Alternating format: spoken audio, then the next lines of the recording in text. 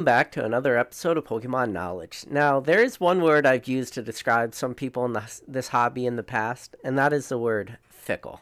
And all fickle pretty much means is really easy for them to sometimes change loyalty.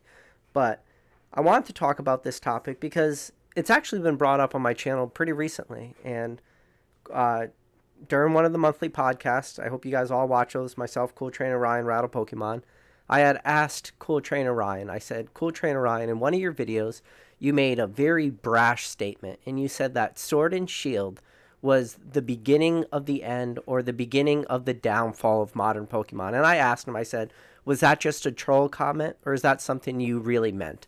And I'm going to talk about my feelings and some of the sentiments I've seen happen really fast in this hobby.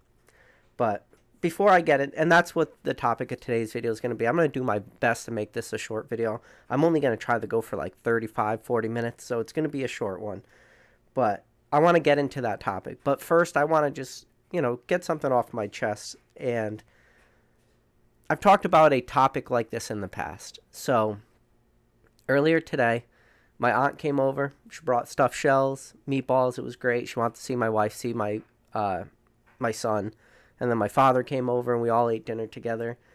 And the conversations that were had are probably the same conversations that are had in every person's household out there.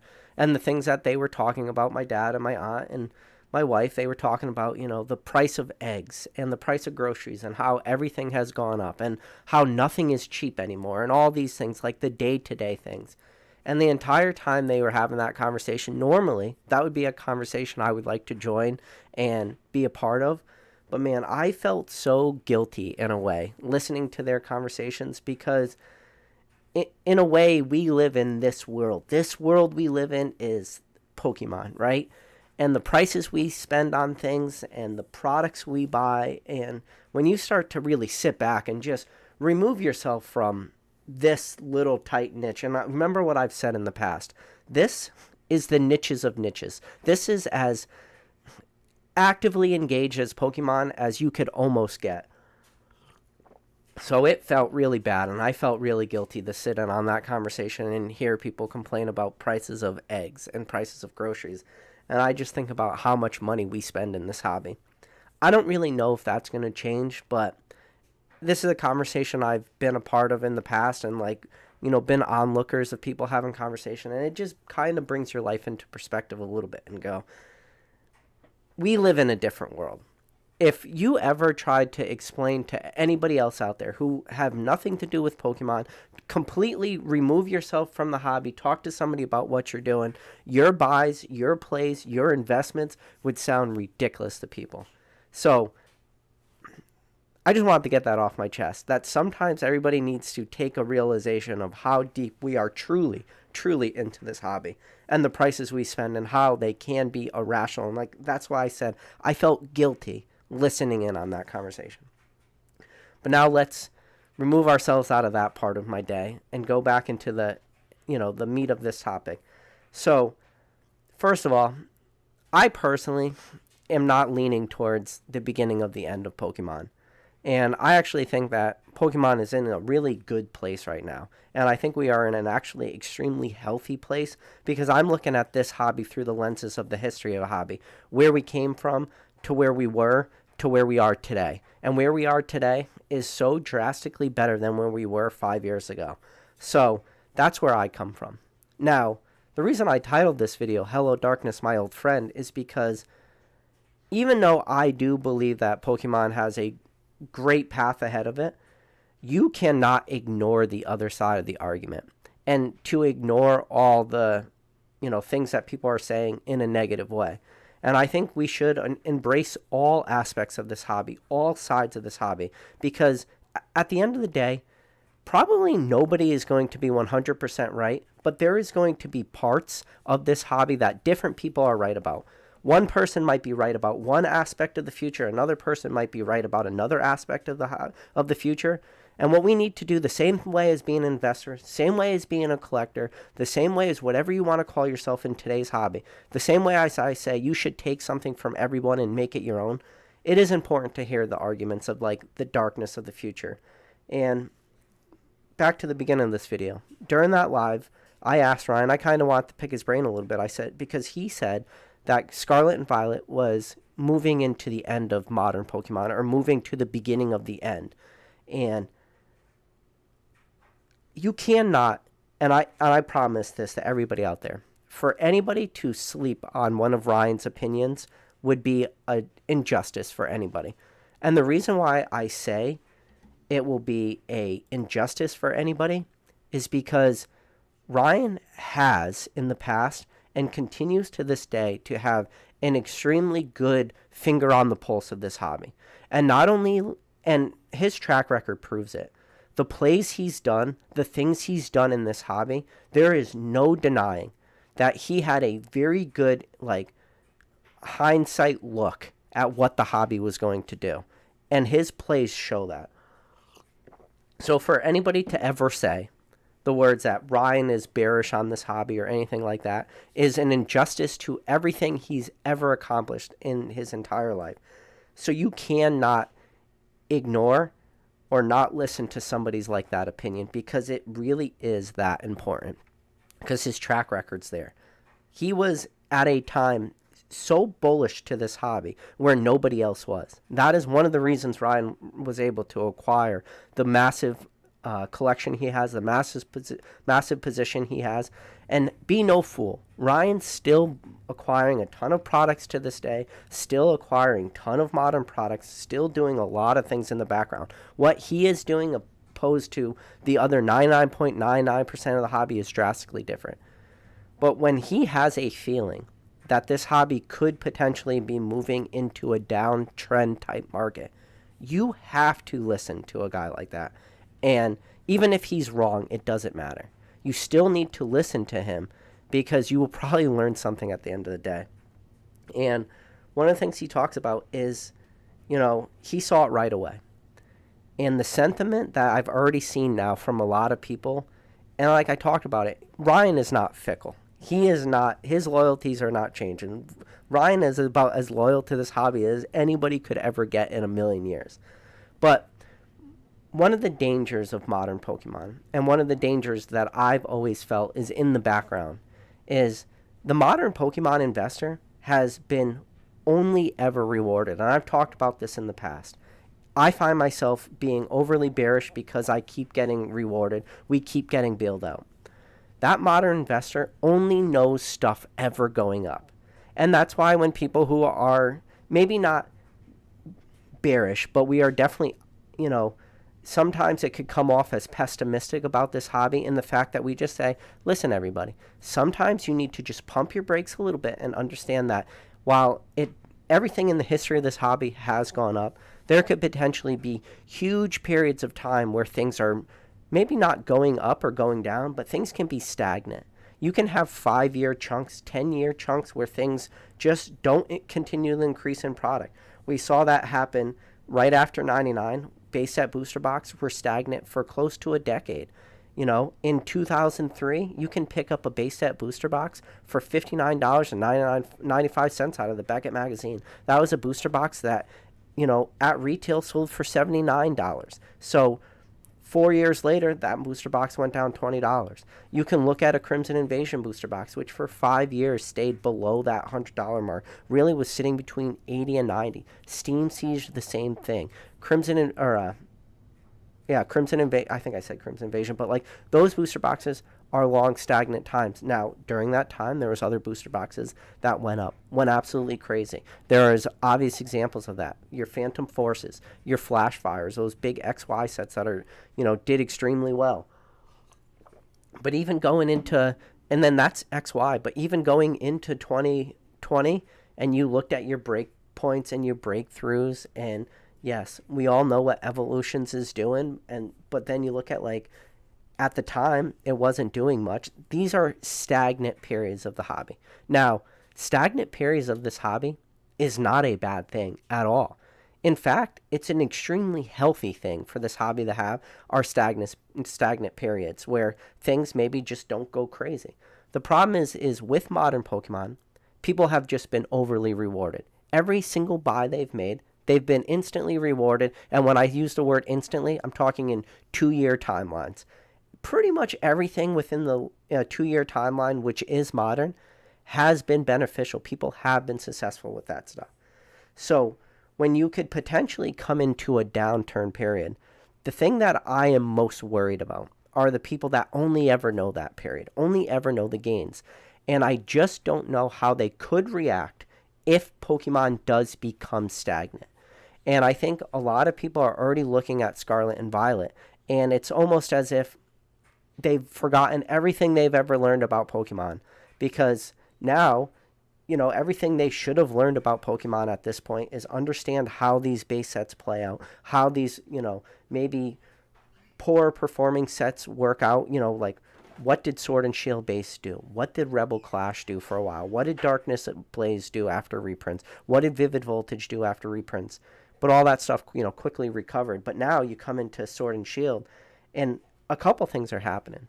One, it's probably going to be readily available for a long period of time. And the reason why I say that is because base sets are usually readily available. With the exception, remove yourself out of Sword and Shield booster boxes and just look at single pack prices for Sword and Shield base. Extremely cheap. I promise you can pick up 36 loose packs of unweighed Sword and Shield for drastically less than you can the price of that sealed booster box. Sealed booster boxes are their own little thing. It's completely separate. And then when you start to look at now the expected value, I hopped into the Rattle stream, which the Rattle stream he had, if you haven't had a chance to watch, I don't want to spoil it too much, but he's made videos. He was able to complete the master set within 3 cases. To complete a product within 3 cases for modern Pokemon is one of the more ridiculous things anybody could ever do. A lot of what he did, there was a ton of luck involved. And the luck that was involved is the fact that he didn't pull many, if any, duplicates of a lot of cards. So he was able to complete that master set. But what a lot of people were saying, and what I said, when I joined that live for the first time, because I did that live and then I had to leave for a little while, do an interview with the Lab TCG. If you haven't got a chance to watch that video, it was a great interview between myself and him. Dude's a wealth of knowledge. Will's a really great dude. That was the very last live. If you haven't had a chance to watch that, I recommend you going back and watching that. But before I left for that live, when I hopped into Rattles, the first thing I said when I jumped in there was something along the lines of, prices for this set are going to crash hard. And what I meant by that is I'm not really so much talking about the sealed product prices, but the individual prices for a lot of these cards, because, before a set is released, you don't know what pull rates are like.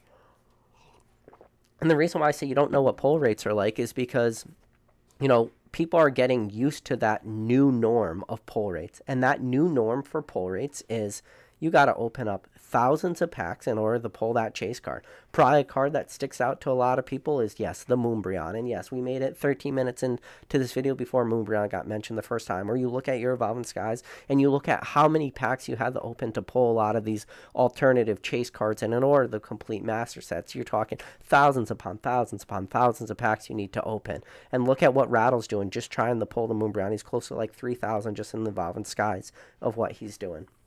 Now, people get that into their mind. They get these cards are inherently rare. But there are periods of time where these cards are not as crazy pull rates. So now that we've moved into Scarlet and Violet, and it became very apparent very quickly. That's why the first thing I said when I joined his stream was, these pull rates are now less.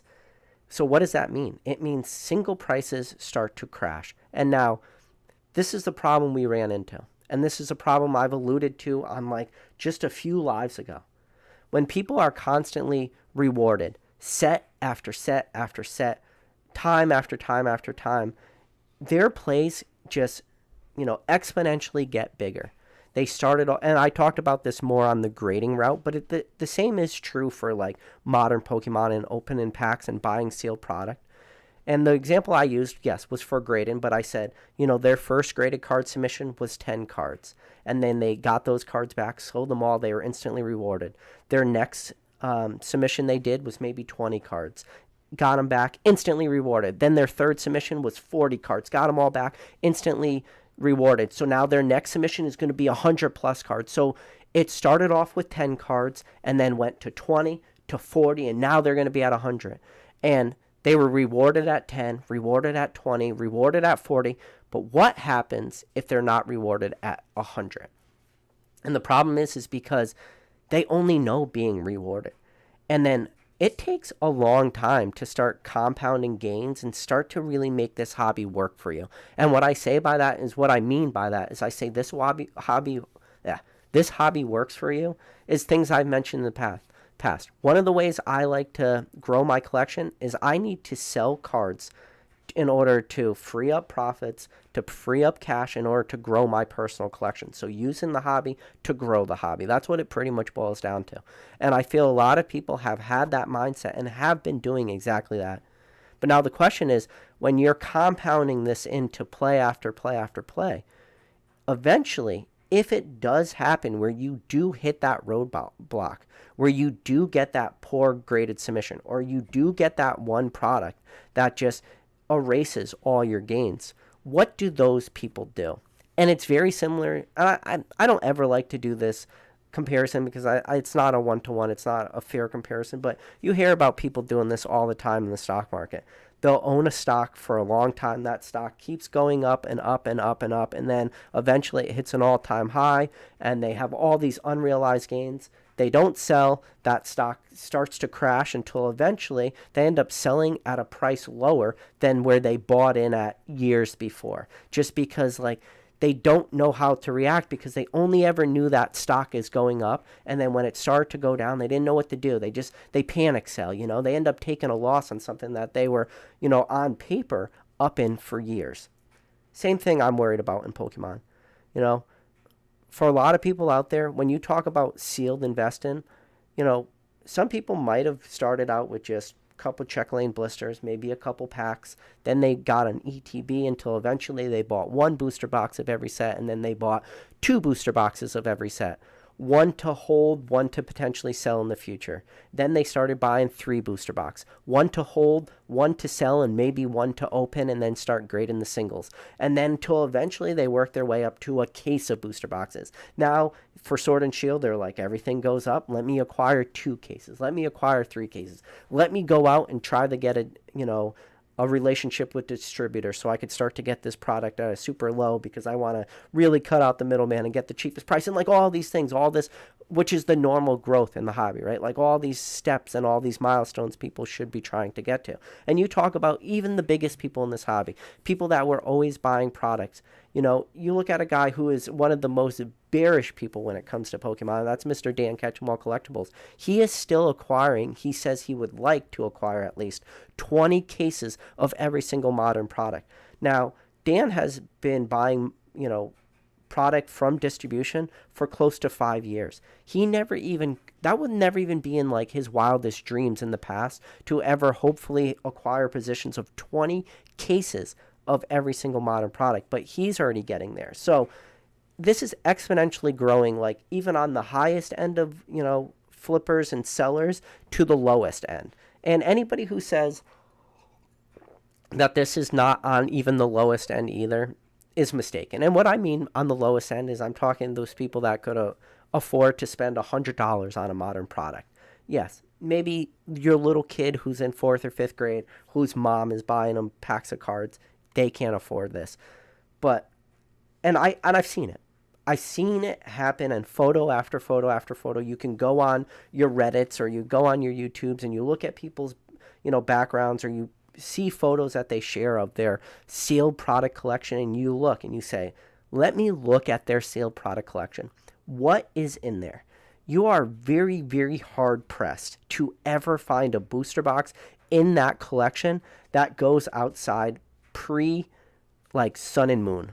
Very rarely. And if they do have a Sun and Moon booster box, I already could kind of go out on a limb and call it as one of 2 sets. It's probably a Steam Siege booster box, or more likely than not, it's the Evolutions booster box. So let's say remove Steam Siege as a possible booster box that they had and remove Evolutions as a possible booster box. Do they have any XY in earlier sets? And the answer becomes probably not.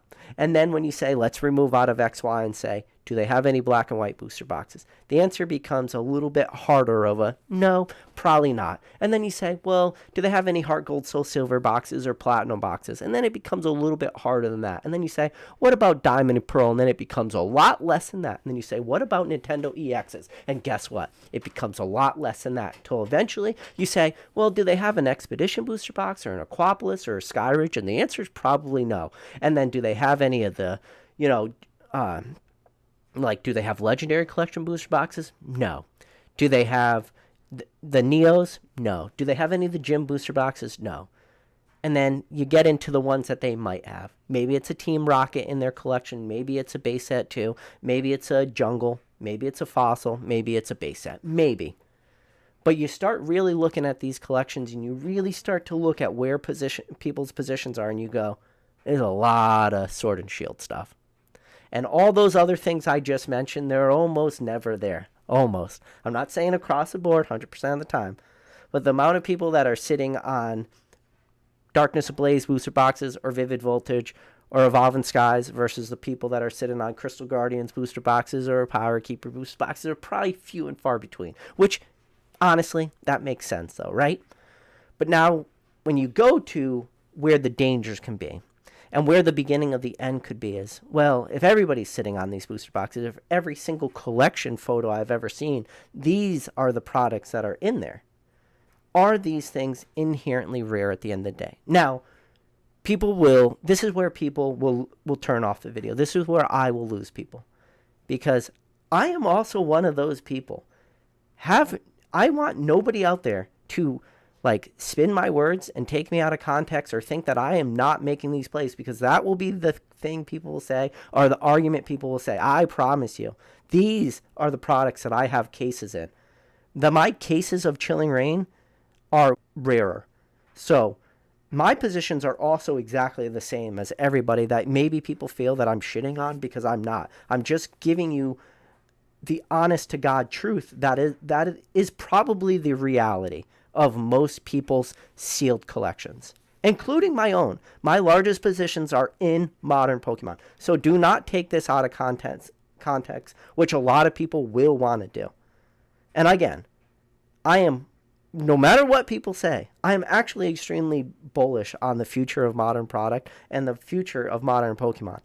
But I do believe what I said at the beginning of this video still holds true to this point in the video, because we're only about 23 minutes into this video.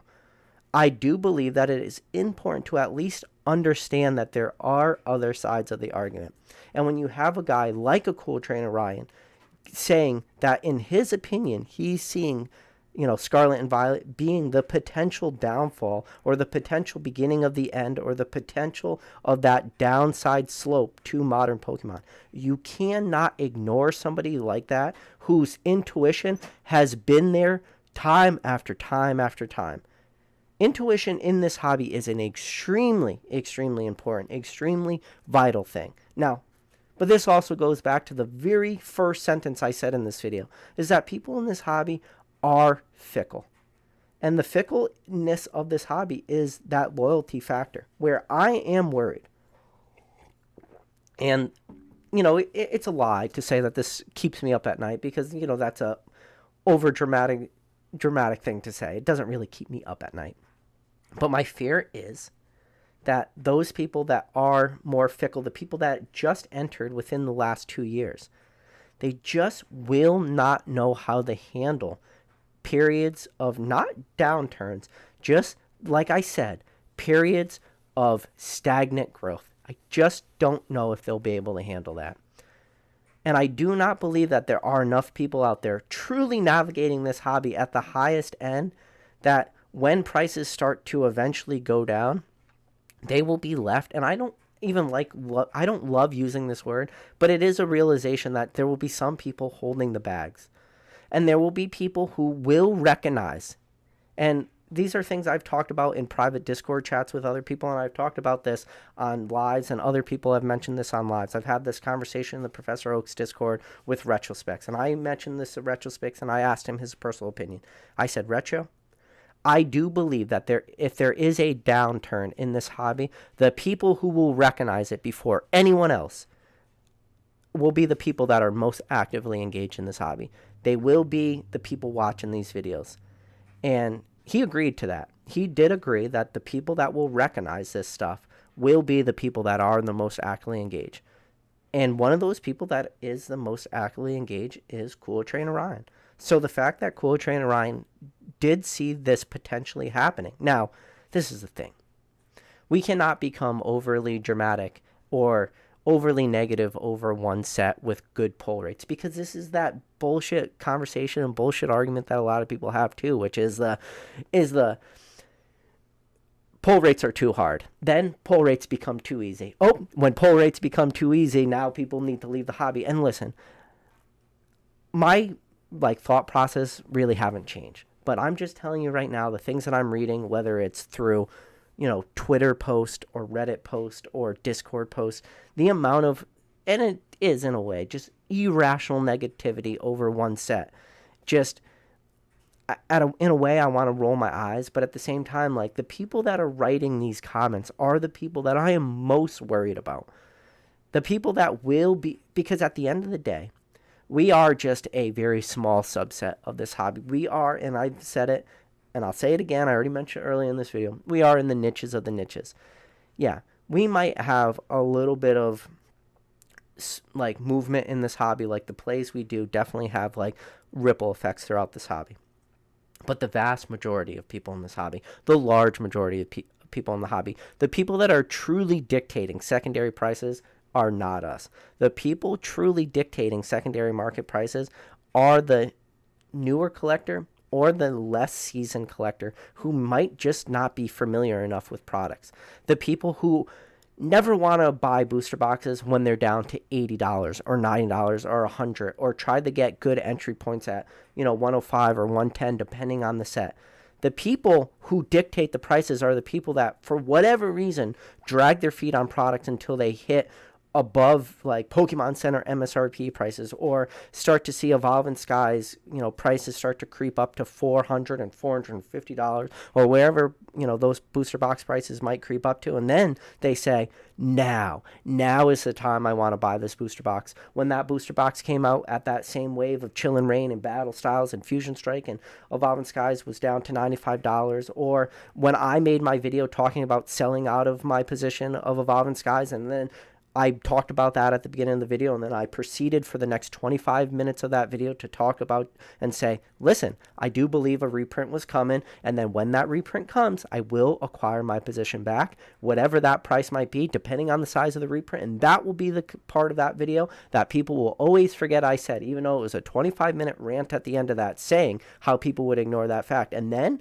ironically, the day after I made that video, Pokemon announced Evolving Skies getting a reprint. Guess what? I did acquire my positions, and I talked about it again. Acquired 2 booster boxes, and then I was able to pick up a 3rd booster box on PokemonCenter.com. Shout out to Garrett M. Thanks again for messaging me on Instagram. But then, out of one of those 3 booster boxes, I sold one of the 2 I had to somebody I personally know before I even got that other booster box sent to me in the mail. And again, still to this day, I'm only sitting on 2 cases worth of Evolving Skies booster boxes. So,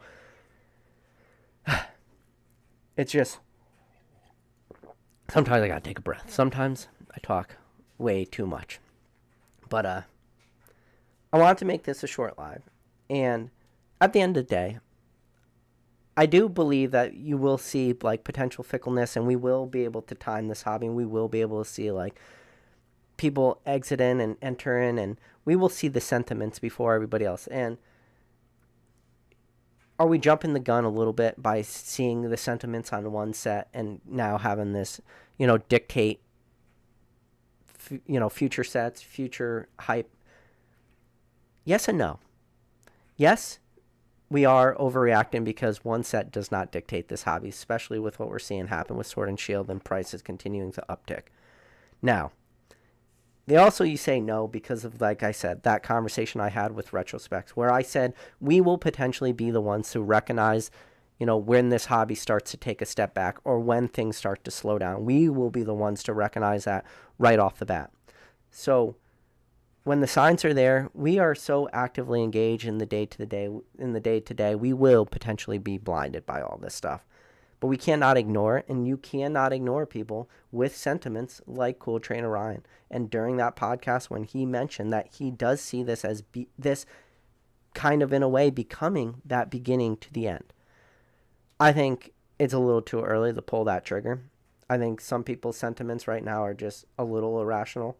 Not the Cool Train Orions, but like the people that are just entering this hobby who have only ever known good things, have never seen stagnation, have never seen drastic price, declines, crashes in single prices, cards that they'll potentially be acquiring positions with the sole purpose of grading. And by the time they get these graded returns back, especially if they start going the bulk route, these bulk route plays and these graded prices could be potentially less than they could have sold that card right at release, because we're seeing it happen real quick. Prices dropping real quick. What good pull rates are actually doing to prices of cards? You always have your strong cards, but people are already starting to talk about like, oh my God, there's not even a card above $100 in this set because they get spoiled by these alternative art chases that are extremely hard to pull. And even on your like lackey, poorer performing sets, even when you look at your battle styles, and that Sleepy Tea is still a relatively expensive card. The most expensive card in battle styles is still more expensive than the most expensive card in Scarlet and Violet. So people are just not really super familiar with how to navigate this yet to this point. And I'll be fascinated to see how this plays out. But do people like Modern? I think so Kevin, I just real quickly looked down in the chat, and Kevin Clear said people like Modern, but I don't know if people really like Modern. That's what Kevin just wrote. And in a way, he's right. People do like Modern, but do they really like Modern?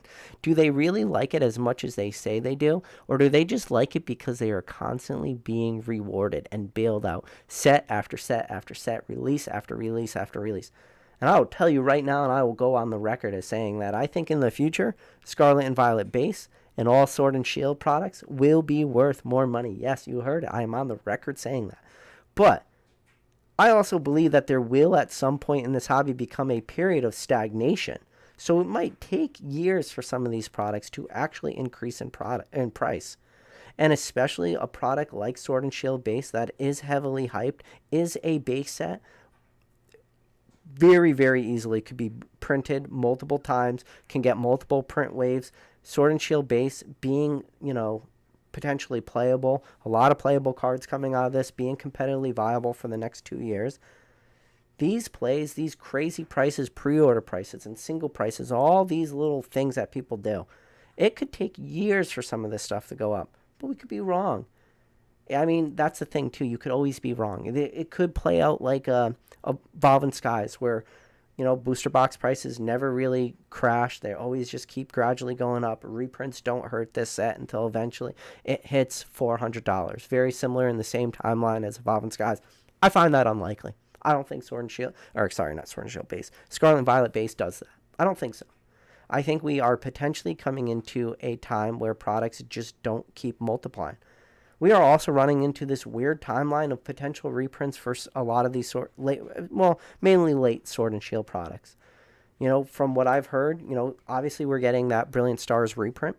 The Brilliant Stars reprint, from what I've heard, doesn't sound like very large. Seems like price points at distribution are asking for a lot of these products are very expensive. We're talking like within 120 price range in order to get these bundled deals of Brilliant Stars. Doesn't sound like the reprint is absolutely huge. Again, I'm not jumping the gun on any of that until I see what the people I say. I need to see what the P Football Pete's, how much are those guys getting? Go on eBay right now. Look at how many booster boxes of Scarlet and Violet P Football Pete has sold. I think it's up to like 2,500 booster boxes. It will, for this Sword and Shield product with these reprints, with where bottom prices are going to be, it's not your local LGS. It's not the guy buying 2 cases of Brilliant Stars or the guy buying 2 cases of whatever the reprint is. It's going to be your P Football Pete's. It is going to be your Safari Zones. It is going to be the guys that get way more booster boxes than everyone else. At the end of the day, they will be the ones that dictate the bottom, whether we want those prices to be there or not. There's a lot of people did not want prices of Fusion Strike, did not want prices of Chill and Rain to be where they were for a little bit of time, and that was because of people like those. People that just had an absolute ton of this stuff, and at the end of the day, Their profit margins are so much better than everybody else because their prices from distribution are much lower. Their, contracted rates through eBay are super low. And don't forget, you look at a guy like P Football Pete, he talked about this during his eBay live, and I don't hear enough people talking about this. One of the things he mentions in his eBay live is he mentions that they're no longer going to be using UPS because they have negotiated rates with UPS or USPS, United States Postal Service. Yes. Not only is he getting the lowest prices from distribution, not only is he getting the lowest rates on eBay as a seller, he also is such a large shipper in the country that he has his own specialty rates with the United States Postal Service. These guys have such a leg up on everybody else. It is absolutely fascinating that, like the amount of money they need to sell booster boxes at to make money is so much drastically different than everybody else. And trust me, when booster box prices are high and they can print, that's what these guys do. And then, but we'll see. We'll see what these reprints of Sword and Shield look like. And it's still early. Brilliant Stars, we've just gotten orders that people can do at distribution. None of this shit has been mailed out. None of this has hit the market yet. This is still too early. These later Sword and Shield sets, your Silver Tempest, your Lost Origins, fingers crossed in Evolving Skies. And listen, if Evolving Skies gets reprinted, I get hurt just as bad as everybody else because Evolving Skies is something that I have a position in right now today. I told you, even though prices are going up, I'm still sitting on those 2 cases because I'm not sure if we're getting a reprint, and I'm just not taking that chance. If I get super early word that we are getting a reprint, I do honestly believe that I'll be able to liquidate those 2 cases faster before those reprints actually hit the market. That's just my personal feeling. But then I look at other sets, like what about those Astro Radiance sets? Like Astro Radiance kind of falls in that weird weird window. Do people really want Astro Radiance? I don't see Chill and Rain getting reprints. I don't see Fusion Strike getting reprints. Brilliant Stars obviously getting a reprint, but these later sets, I don't know. And I don't know what massive reprints of these sets do. And this is the thing about modern Pokemon, and the thing that we should never ignore. The fact that people love that shiny thing in the distance is that newest set. Where the hype is where the new collector normally wants to go. And now this is not 100% across the board, but trust me, listen to the people talking about Scarlet and Violet base versus how many people are still talking about Lost Origin all the time. Very few and far between. You'll start to hear people give the rumblings because they'll talk about Lost Origins because of such a good character rare subset of it, still having the Garantina artwork in it, still having that Aerodactyl alt art in it, still a good set, but are people even talking about that stuff? And are we even far removed from that? No, we're not. But the thing is the hype moves. The new thing moves, the new shiny thing moves, and a lot of that attention just follows it to the new set. And listen, we are no angel on this channel. We are part of the problem on that. And trust me, we talked about the 151 set already on this channel. And guess what? Well, I'll let you know a secret about the 151 set. We don't even know what's in it. All we know is the name of it. And what it probably entails is that the most obvious elephant in the room, that 151 set probably has the 151 Pokemon. So that Gen 1 Pokemon. And, people always say the funniest things, which in reality and is never really true. Everybody says, the new generation will love the thing that they were opening as a kid.